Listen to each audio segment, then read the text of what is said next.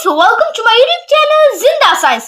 Friends, आज हम discuss करने जा रहे हैं चैप्टर 7 एंजाइम की एक्सरसाइज के एमसीक्यू क्विज़ेस करने जा रहे हैं। वीडियो शुरू करने से पहले स्टूडेंट्स, अगर आपने मेरे चैनल को अभी तक सब्सक्राइब नहीं किया तो काइंडली सब्सक्राइब कर ले, और अगर मेरी वीडियो आपको अच्छी लगती है तो जरूर लाइक करें। चलिए स्टूडेंट्स, अपनी वीडियो को स्टार्ट करते हैं। पहले एमसीक्यू है प्राइमरी ऑल एंजाइम, बुनियादी तौर पर तमाम हामले होती हैं, प्रोटीन होती है। यानी लिखा हुआ था प्रोटीन के पैराग्राफ में कि predominantly all the enzymes are protein, यानी बुनियादी तौर पर तमाम जो एंजाइम होते हैं वो प्रोटीन होती हैं। तो फर्स्ट वाला एमसीक्यू था ऑप्शन बी वाला है, यानी प्रोटीन। ठीक है, नेक्स्ट एमसीक्यू है सेकंड वाला, which best defines as an enzyme. ठीक है, कि क्या इनमें से कौन सी चीज है वो जो सही है एंजाइम के बारे में, जो कि एंजाइम को डिफाइन करती है, ठीक डिफाइन करते हैं, वो कौन सी है?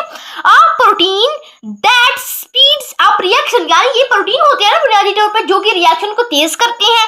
A molecule that store energy तो शायद कार्बोहाइड्रेट्स है, रेगुलेट मेटाबॉलिज्म, ये भी नहीं, और a chemical that break down food, नहीं ये भी नहीं।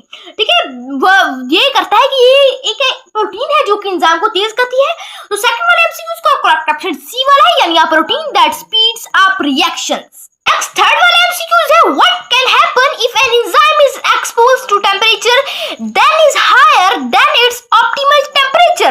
कि क्या होगा, व्हाट कैन हैपन, क्या हो सकता है अगर एंजाइम का एक्सपोज टेंपरेचर यानी टेंपरेचर है वो ऑप्टिमम बेहतरीन टेंपरेचर से ऊपर बढ़ जाए तो क्या होगा? Enzyme shape will change potentially reducing its activity, यानी यही करेक्ट है ना कि हमने पढ़ा कि अगर टेंपरेचर बढ़ जाए तो क्या होगा, इसके हाइड्रोजन के दरमियान जो बॉन्ड है, वीक बॉन्ड है, वो टूट जाएगी, जो 3 डायमेंशनल स्ट्रक्चर है वो खराब हो जाएगी, इसकी शेप चेंज हो जाएगी, और ये अपनी जो काम है एक रिएक्शन को तेज करने का वो खो जाएगा, डिक्रीज हो जाएगा या कम हो जाएगा।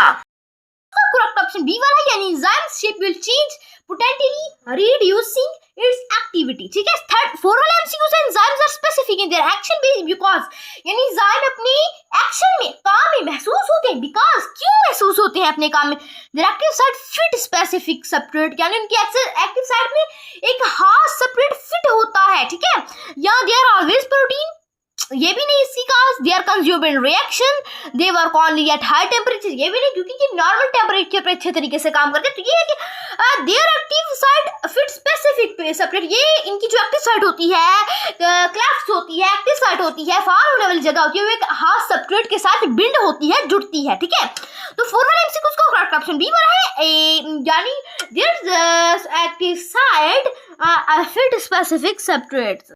नेक्स्ट एमसीक्यू है 5 वाला, प्रोस्थेटिक ग्रुप आर, यानी प्रोस्थेटिक ग्रुप होती हैं, क्या होते हैं ये? Required by all enzyme usually attach with enzyme, वो तो दूसरे होते हैं ना, जो इसकी एग्जाम होती है सेकंड वाली, वो यूजुअली अटैच होती है, ये टाइटली बाउंड टू एंजाइम होती हैं।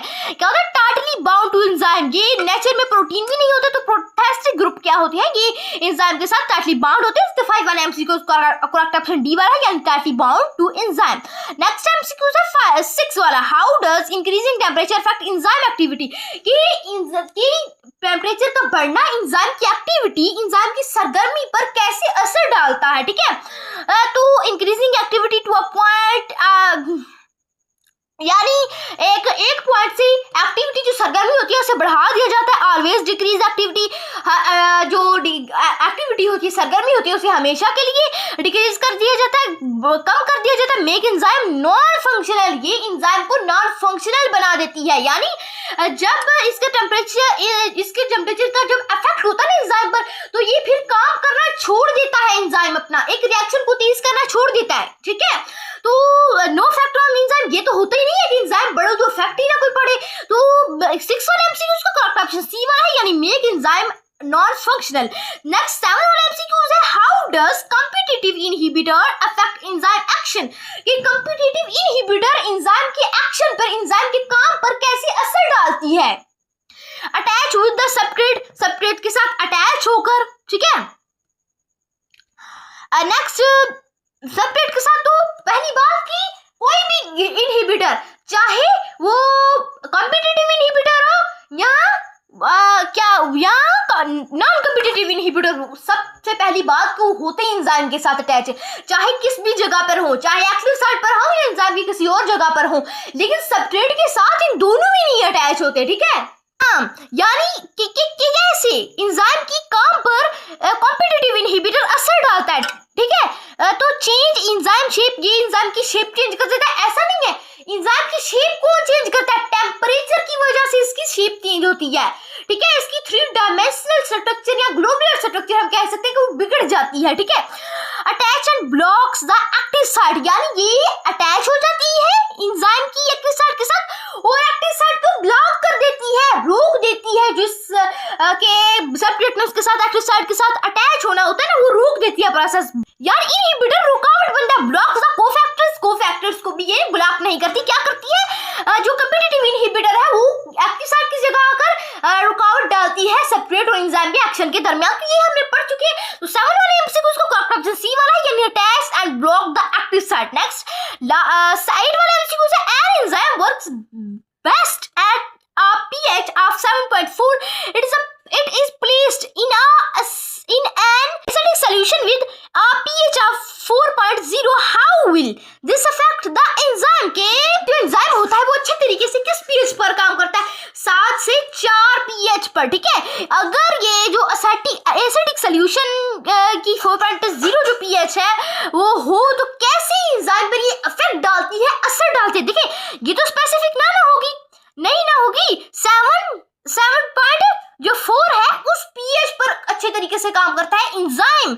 अगर इस पीएच पर करे तो क्या इफेक्ट होगा? देखिए the active site will be modified, जो एक्टिव साइट है वो मॉडिफाइड हो जाएगी, रिड्यूसिंग सब्सट्रेट बिंडिंग, और सब्सट्रेट की बिंडिंग के चांसेस को कम कर देगी।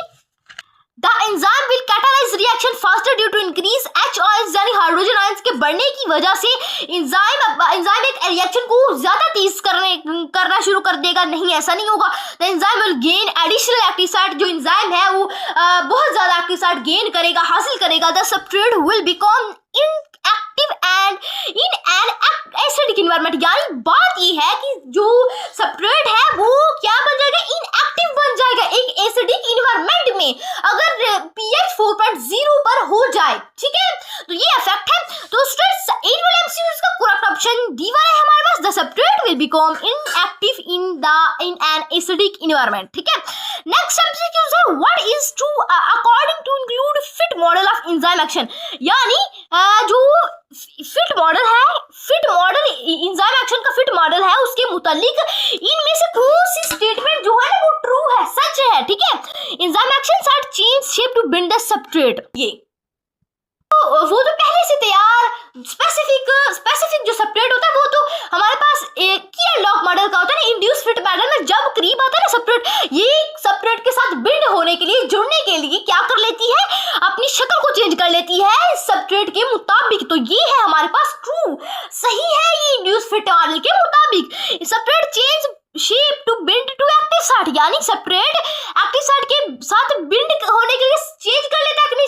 ये कभी नहीं होता कि सब्सट्रेट अपनी चेंज कर ले शेप, ऐसा होता है कि एंजाइम अपनी शक्ल चेंज कर लेता है। सब्सट्रेट कभी नहीं करता, कोई भी नॉन कॉम्पिटिटिव हो या कॉम्पिटिटिव, इंड्यूस फिट मॉडल हो या किया लॉक मॉडल हो, ठीक है।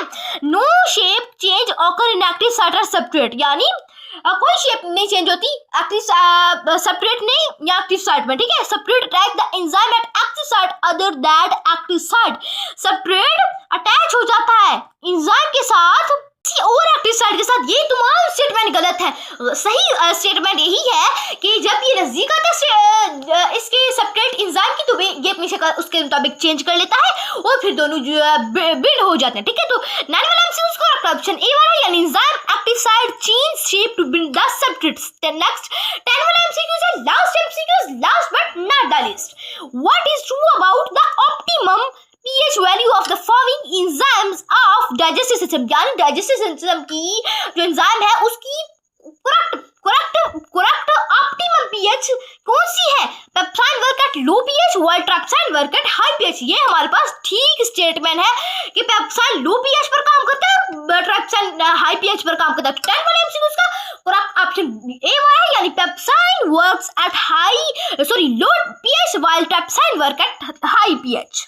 यानी मैंने इनकी स्पेसिफिक पीएच लिख दी है, ये 1.5 या 2.20 पीएच पर पेप्साइन वो अच्छे तरीके से काम करता है, जबकि वाइल जो ट्राइप्साइन है वो 7 से 8 पीएच पर अच्छे तरीके से काम करता है। तो पीएच की वैल्यू किसकी ज्यादा हुई, किसकी हुई, ट्राइप्साइन की। तो यही पेप्साइन लो पर वर्क करता है और ट्राइप्साइन हाई पीएच पर वर्क करता है। तो आई होप तो स्टूडेंट्स आपने समझ लिया होगा। तो स्टूडेंट्स अगर आपको अभी भी कंफ्यूजन है तो आप कमेंट बॉक्स में आकर पूछ सकते हैं। तो मेरे चैनल को अभी तक सब्सक्राइब नहीं किया तो काइंडली सब्सक्राइब कर ले, क्योंकि इसमें आपका ही फायदा है। और अगर मेरी वीडियो आपको अच्छी लगती है तो मेरी वीडियो को जरूर लाइक करें। चलिए स्टूडेंट्स आज तो इतना ही काफी है। अल्लाह हाफिज, मिलते हैं नेक्स्ट वीडियो में। Thanks for watching and don't forget to subscribe my channel.